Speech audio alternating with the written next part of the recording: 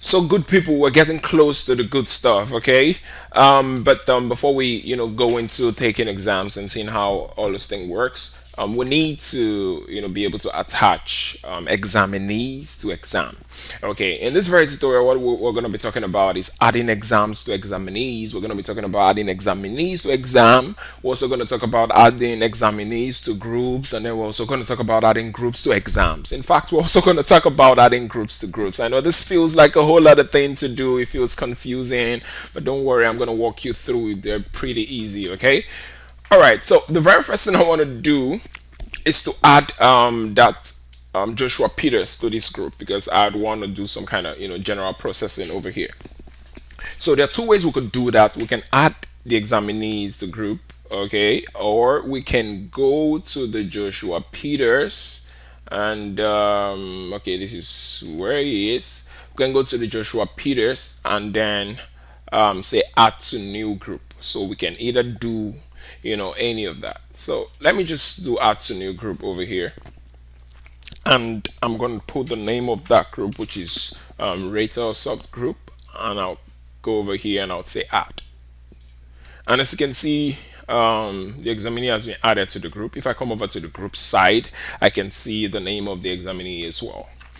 Now, the next thing we'd want to do is one is an examinee, okay, depending on what you're calling them, you can call them a student. Want them to be able to take an exam. We just have one exam in this case, which is tutorial exam. Now, what I want to do is show you how you can map an examinee to an exam. Now, using this method from the examinee side, we can only attach it one by one. Now, when we talk about mapping, we're just talking about linking. So we're just saying, okay, this is linked to this is attached to this. That's just what we mean by the word mapping. Okay, don't I hope it's really not confusing. All right, so if we come to map new exam, okay, we know that we just have one exam. We can either type in the name or the code, depending on what we remember, or your preference, and then we'll click on this. Now, if we click on continue to map papers, we can see the number of papers which we have here. In this case, we just have one. I can just click on this and push. Now we have an exam time here. If you want to make use of this, I don't like using this because we have some of the security features, that enables or that would not allow students to, take the exam before the time which you want them. So I really do not use this. But if you want to make use of this, it's up to you. You select the date for the exam and then the time. Okay, and yeah, you can also select the time zone, okay, so that everything works out fine. But in this case, I'm not just going to use it. So if I click on map papers, we can see that this exam has been mapped to this user, which means that this user can now take this exam. Now the connection status is showing disconnected. It means that this user or student is not currently taking this exam, has not finished taking his exam, or is not currently taking his exam. Okay, when we begin to take exam, we're going to see the status is going to change depending on the situation. If they are currently taking the exam or if they are done taking the exam. We're going to get more information about the status over there. Now, this is me mapping to an exam. We can only do that one at a time, mapping an exam from the examinee side. Okay, now from the exam side, okay, we can actually do multiple. So from the examinee side and from the group side, as we're going to see later on, it's a one-to-one thing. Okay, but from the exam side, it's a many to one. So we're going to map many examinees or many groups, as the case may be, to exams. So what I'm going to do is to click on map examinee. Now I remember that we specified classes, and I know that 3 students had one JSS1, one JSS2, and the other one JSS3. So as you can see here, you can provide any information about the student, their name, their last name. So for instance, I could say I want Rich Boy, okay, and yeah, so that's like the first name. As you can also see here, or any additional fields which you have provided, and we know we specified JSS1 for one, JSS2, and JSS3, but I'm just going to take off the 3 parts so that I can add all of them together. Well, apparently, this other student has JSS in their examinee code. So that's why they're showing up here. But what I'm going to do is to just select these three and ignore the first one. So I'm going to click on the first one and then hold down shift and click on the very last one, so it selects all of them. You can also use control to select multiple if you want to do that.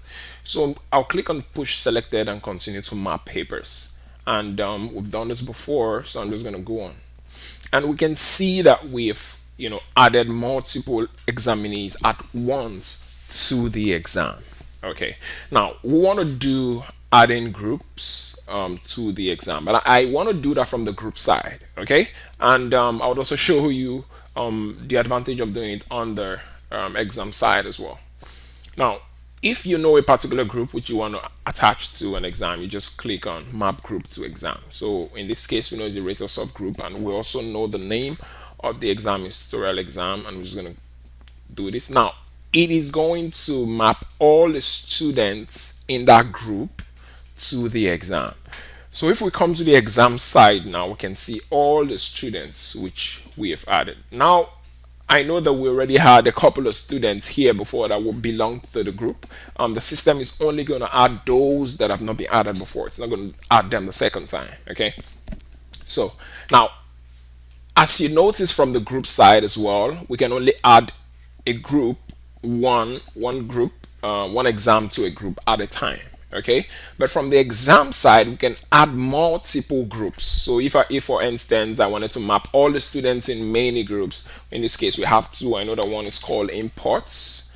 Okay, I can push this one and then go on to the second one, rate of subgroup, and then basically go on to map papers. And when I go through this process, it's gonna add all the students in both, and then this saves time, makes it easy. But I'm not gonna do that. Now, one other thing which we can do, okay, as well as adding groups to exam, you can also add groups to groups. Okay, so let us say you have a larger group. Okay, let me just create one more group. I'm going to call them students. So this is going to represent all students in all. Okay, all students in the school. I'm just going to assume that all the other groups which we have correspond to a subgroup within the school.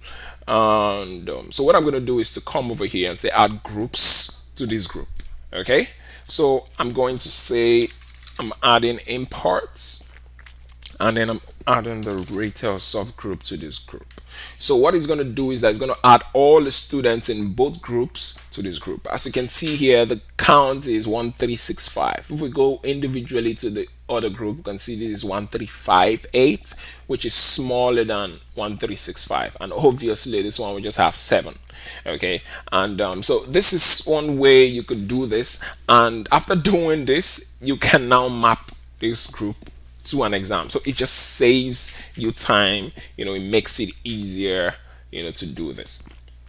Now, we are going to talk about the Smart Examiner client in the next tutorial. Okay, we're going to talk about the Smart Examiner client and see the fun stuff, taking an exam, see how that is going to work, and yeah.